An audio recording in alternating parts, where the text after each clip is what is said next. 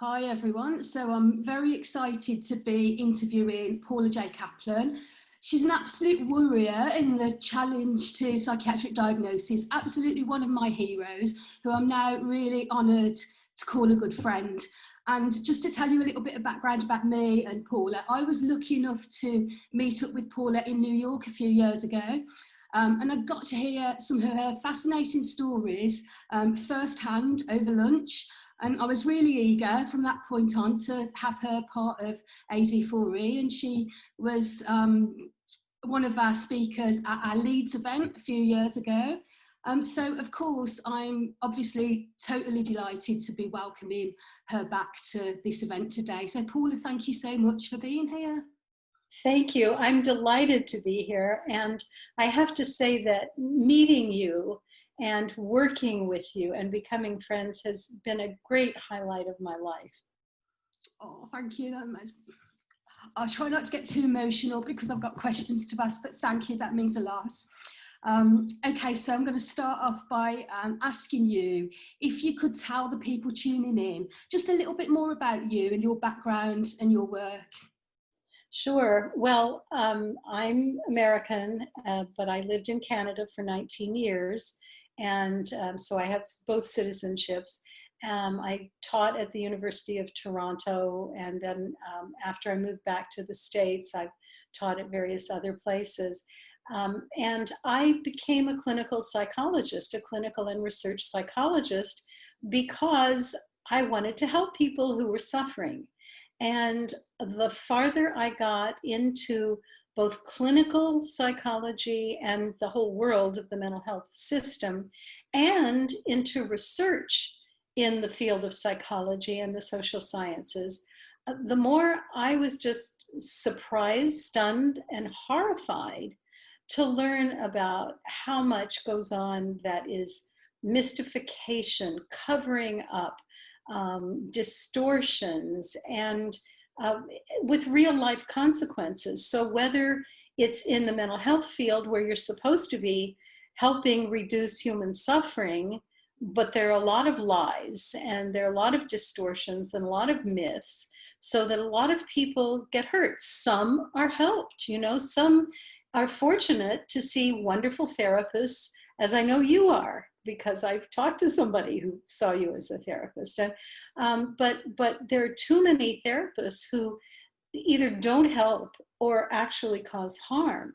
And then in the field of research, whether it's research on how to reduce human suffering or research in one of my other areas of specialization, which is women's issues, the study of sex and gender, alleged differences, there are real life consequences. So I wrote a book with my son called Thinking Critically about research on sex and gender. And just one small example of what we did, we had a whole chapter on the research on alleged sex differences in aggression. And, common belief is males are innately more aggressive than females. Well, that's so often used to justify or to excuse men. Oh, well, yeah, they got violent, but you hear what she said to him? Or, well, once you get them aroused sexually, they can't stop themselves. So rape gets excused, for example. And so I've spent decades now trying to educate the public about what do we really know in the field in which we're trying to help reduce human suffering clinically, and what do we really know from research in contrast to what people think we know. Fantastic. I mean, one of the reasons I knew you initially was because I read your book, They Say You're Crazy, and I have to say it's one of the most important books I've ever read on the challenge to diagnosis. And for you to have had that experience of being a consultant to the people who came up with the constructs that end up in the DSM as so-called illnesses was obviously really useful to be able to expose them as the unscientific constructs that they are. And for me, it's one of those books that once you Once you've read, there's no going back. I obviously recommend it to anybody who hasn't read it. We'll make sure there's like links in the chat room and things like that. So just wanted to mention that book because it's such a powerful book for me personally. But the other thing that I want to ask you about is one of the things that you're very well known for saying is that all kinds of harm that happen in the mental health system start with psychiatric diagnosis. And I wondered if you would, because it's one of my favourite quotes, and I wondered if you would expand a little bit on that. Tell us why you think that that's true. Yes, well, actually what I say is even more sweeping than a lot of kinds of harm in the mental health system start with psychiatric diagnosis. What I say is that psychiatric diagnosis is the first cause of everything bad that happens in the mental health system. And the reason I say that is because if they don't diagnose you as mentally ill, they're not supposed to do anything to you for that. But once they give you just about any label that comes from the manuals of psychiatric diagnosis, they can do almost anything to you and call it treatment and not be held accountable because they're just following what's considered the standard of care. And the fact that there's no science behind the creation of these categories, whether it's bipolar disorder, borderline personality disorder, schizophrenia, which people think, oh, well, that's real, isn't it? No, people suffer. And they suffer in a huge variety of ways. And people differ. And they differ in a huge variety of ways. But the question of how are we going to decide which of those kinds of suffering or which of those kinds of difference we're going to call a mental illness, whatever that means, and nobody's ever come up with a decent definition of it, that's a real problem because there is no science behind the creation of these categories. And one of the analogies I've used, and it's in a play that I wrote called Call Me Crazy, is that if you look up at the night sky, you see huge numbers of stars. And if somebody says to you, you see those stars there, that's Orion the hunter. Well, the next time you look up at the night sky, it's really hard for you not to think you see Orion the hunter. And of course, there is no such thing. So if you think of each star as a kind of suffering, you know, you think things that other people don't think, or you're very frightened all the time, or whatever it is. So these are very real, just like the stars are real. But when you start saying, and we're going to take this symptom and this symptom and this symptom, and we're going to put them together in a group, and we're going to say, that's bipolar disorder. Well, there's just no science behind it. And that not only is dishonest if you're claiming it's scientifically based, as Alan Francis, the king of DSM-4, claims, it's not just dishonest, it's harmful. Because if we want to help reduce human suffering, then we need to have a clear view of what the causes of human suffering are. And then that paves the way to knowing how to try to reduce that suffering. Otherwise, you get into the kind of nightmares that you have now, which is you're suffering, you go to somebody who's supposed to be an expert, and they tell you what you have, your diagnosis, and then they say, because you have this condition, here's what we're going to do. And whether it's putting you on medication or locking you up against your will, or saying, as I've heard some therapists say, you have to divorce your mother. Mother blame is a big thing, of course, in the system. You have no way of knowing that what they're recommending doesn't follow from anything. It's certainly not scientifically based. Now, when I joined, I'll say just briefly, when I joined the 2 DSM-4 committees, here's why. I had written a book in 1985 called The Myth of Women's Masochism, because I was really tired of people saying, oh, well, he beats her, but that must be because she enjoys it and somehow makes it happen. I was tired of people saying, a woman doesn't get promoted at work, she must have a fear of success. So I wrote this book. Right when it was about to be published, I got a call from the late Jean Baker Miller. Now, anyone who has not read her book, it's very short, it's very clear, and it's brilliant. It's called Toward a New Psychology of Women.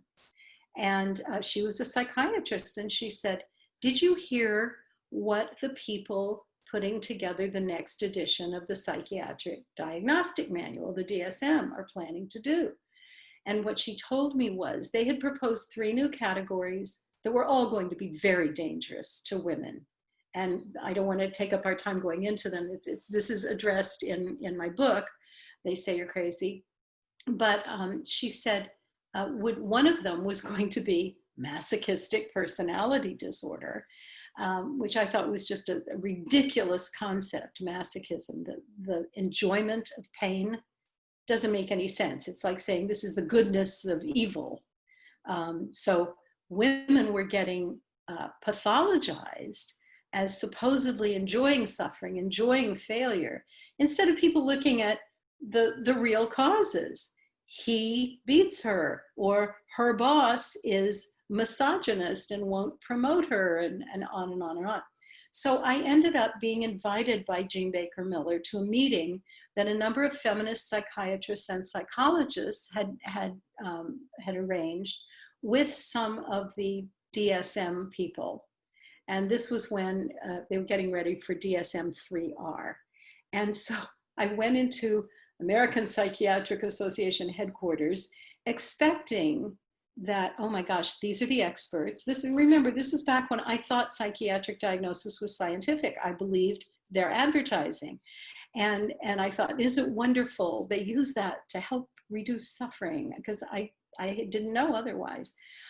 As I went into this meeting, I remember thinking to myself, now these are the real experts. Gee, I read some of their work in graduate school. Not the feminists, because we weren't doing that back then, but the people from the DSM. And I thought, so I'm going to make my little speech that Jean Baker Miller asked me to make. And then obviously these men who are the experts will tell me what I'm not getting, what I wasn't aware of. So I'll learn something. I'm never afraid of being wrong, so I'll learn something. I went in there, and it's described in the book. It's funny, but it's pretty appalling too. The quality of thinking of those DSM people was pitiful.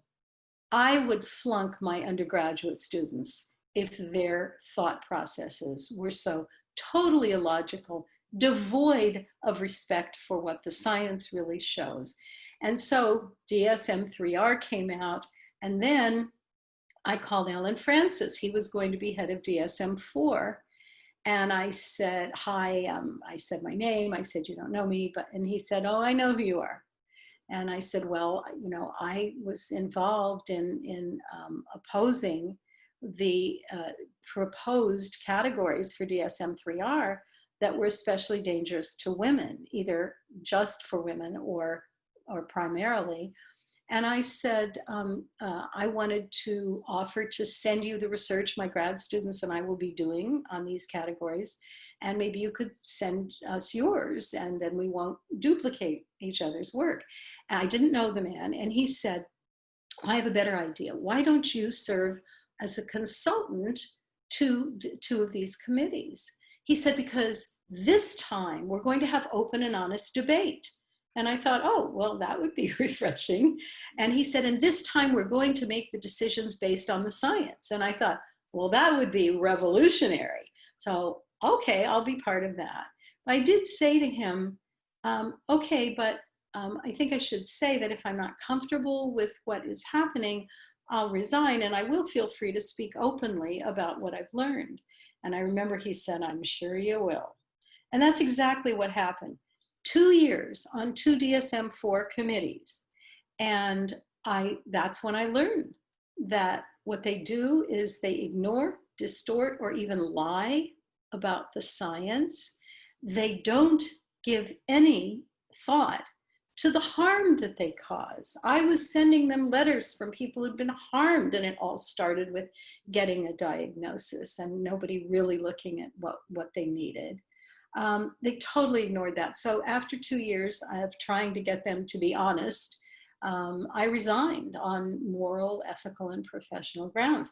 And I thought, I didn't know this. Here I was, PhD psychologist, teaching this stuff. And I didn't know that it's not scientific. And I was learning how much harm these labels cause. And then, you think, oh, well, this is the expert, so I'm doing what they said, but I'm not feeling better. I wonder why. And you tell them and they say, well, just do more of it or take more of the medication or whatever. And so you don't think of yourself as an expert. Well, they're not experts, but they don't say that. They're just people who decided to make up these categories, and there's no way to get to seek redress from the harm. I was an expert witness in a court case in which a woman had been so horribly treated by 3 therapists, and it was a jury trial, and I testified about the harm that had been done to her, and they were all acquitted. And you know why? Because they said there was a doctor who was on the jury, and he explained to us that what these therapists did was just within the standard of care. Now, why does this, being the standard of care, why does that make harm okay when you're supposed to follow the precept, first do no harm? Wow. Thank you for explaining all that. I'm sure everybody listening is going to be fascinated. I know I am. It's a really powerful story. And you're right, the harm is off the scale. I know that one of the things that we talk a lot about at the AD4E events and in Drop the Disorder is the emphasis on doing something, trying to encourage people to find their own way of being actively part of informing change. And I wanted to ask you, because you've been an activist for a long time, if you had any advice or thoughts, ideas, suggestions about what activism can look like to people, and what are some examples of things that people can actually do to inform the change that we want to see so badly? Oh, that's a great question. Well, first of all, I have a website that people might find of some interest, and it's called Psych Diagnosis, as all one word, PSYCH Diagnosis, psychdiagnosis.weebly, weebly.com. And it's about this, and there's a whole list of things that are possible solutions or partial solutions. So people can have a look there. But I can tell you about a few of the things that I have tried. One was that a colleague of mine, a brilliant feminist lawyer named Wendy Murphy, and Jim Gottstein, who is the lawyer who founded Psych Rights and is just wonderful. Actually, Jim first suggested, I said, I wish we could find a lawyer to file lawsuits against the APA for the harm done by the DSM, from which they made over $100 million on the previous edition. And I couldn't find a lawyer who wasn't a Scientologist, and I won't work with them. They're too dangerous. And so Jim Gottstein said, I think the thing to do is to file ethics complaints with the American Psychiatric Association.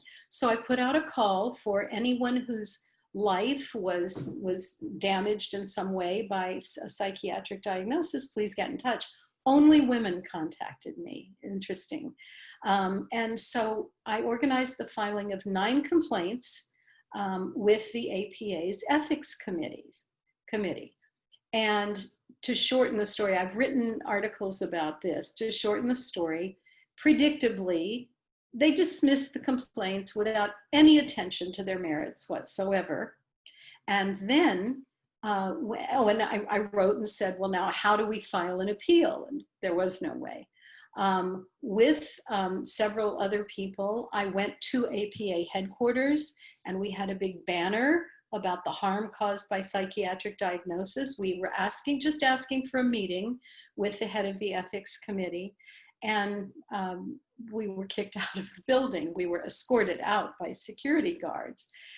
Then Wendy Murphy, the attorney, suggested filing complaints with in the US with the the Federal Department of Health and Human Services, they have an Office of Civil Rights.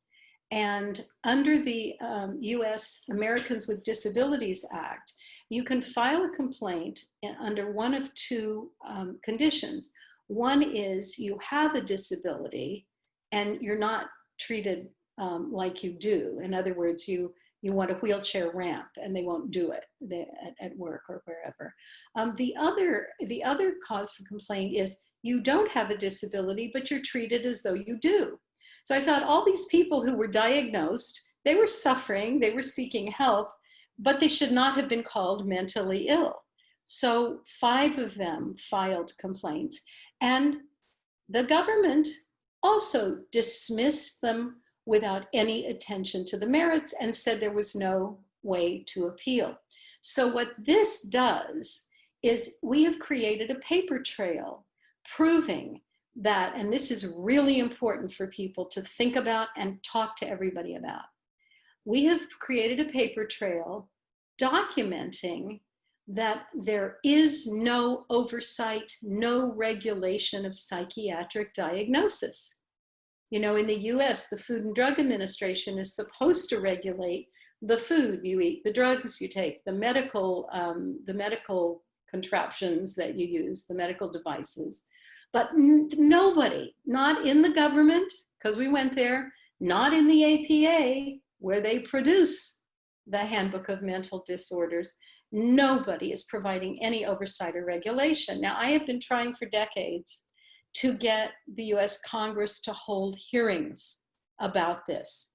If people feel they were helped by diagnosis, let them testify, certainly people who were harmed, and have a national, or should be global, brainstorming about what to do about this, because so many entities rely on diagnosis for health insurance reimbursement, for in all kinds of lawsuits, and on and on and on. These categories are thrown around like they are valid and useful and not harmful. And so we need a huge conversation about what to do instead. And so I know that in the UK, James Davies has spoken in Parliament about the harm from psychiatric diagnoses. So all over the world, legislative bodies need to be holding hearings like this. We have petitions that have been on change.org. One is called Boycott the DSM, and the other one is called Call for Congressional Hearings about Psychiatric Diagnosis. Now, I haven't had the time, I don't have the social media skills. If people want to go there, sign the petitions, help get the word out, decide what to do with the petitions, they should certainly be sent to legislators.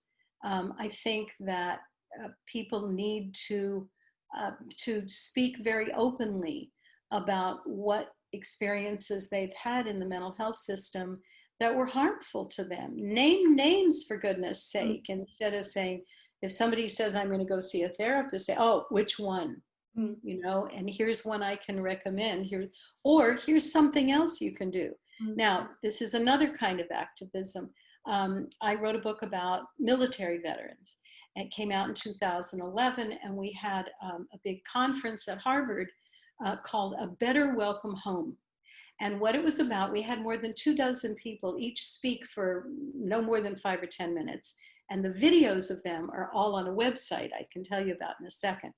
And what I asked each of them to do, a few of them ignored my request, but most of them did what I asked, was just to get up and say, without any jargon, any technical terms, just say, here is what I do to try to help vets and or their loved ones who are suffering.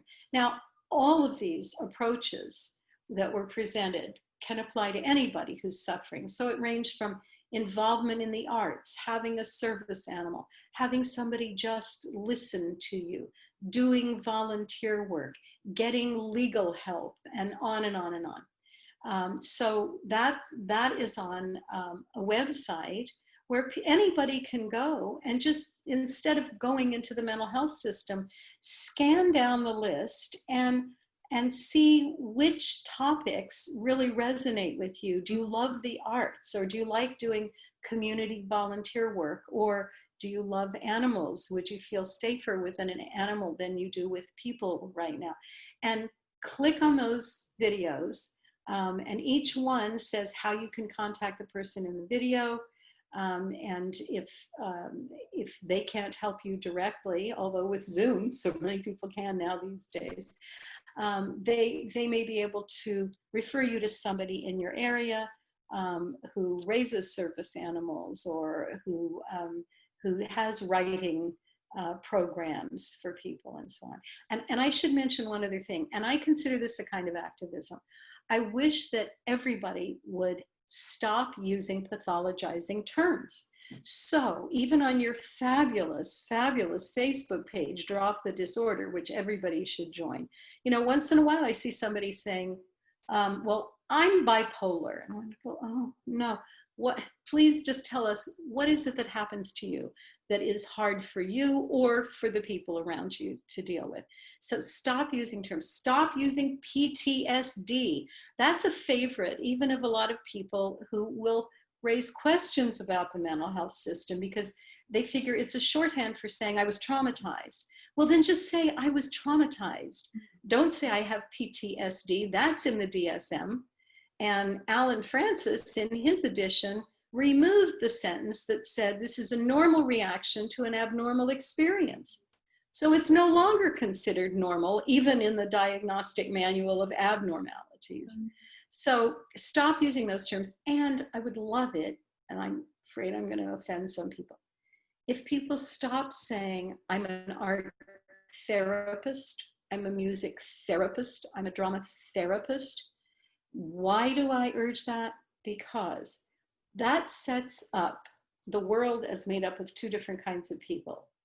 I love to go to art museums, or I'm taking an acting class, but you need art therapy or drama therapy. Mm-hmm. The arts are healing, they are enriching, they are fulfilling. So is doing volunteer work, so is having a service animal, so is having somebody listen to you. And I just really worry about the calling everything therapy. I'm not saying that people who call themselves those kinds of therapists now should stop doing what they're doing, but just say, we'll do art, we'll do music, we'll do drama. Yeah, I know the discussion around language is really, really important. In fact, I think we could speak for hours about it, and probably we should do a whole separate interview on that for AD4E or MAD in the UK. It's really, really important. I feel very strongly about that. But we've got to wrap up because we're running out of time, and I don't want to not be able to play all of this interview. So I mentioned at the start that I met you in New York. What I didn't tell people was that I went to see one of your amazing plays, and the one that I went to see was called Shades. It was absolutely brilliant, and I can personally vouch for Paula as a really talented playwright, and this excites me because we're collaborating, AD4E and Paula are collaborating to bring a play of Paula's that she mentioned earlier called Call Me Crazy to you and through Zoom, probably around Christmas time. And it's very exciting because the play, I've read the script, is the absolute epitome of the challenge to the whole culture of psychiatric diagnosis. I can't wait to see it, and I hope that everybody will join us for that. It's definitely not to be missed. Can I just say that the person that you saw play the father in Shades in New York, who's a Broadway actor named Hal Robinson, is going to play the villain in Call Me Crazy. Very exciting, very exciting. So yeah, I'm really looking forward to that, Paula. And I just want to thank you again for talking to me and enabling all the people tuning in to hear, you know, what you've got to say. A lot of wisdom. Means a lot that you've joined us today. And I want to also take the opportunity to thank you publicly for all your crucial work over the years. Really. Thank you.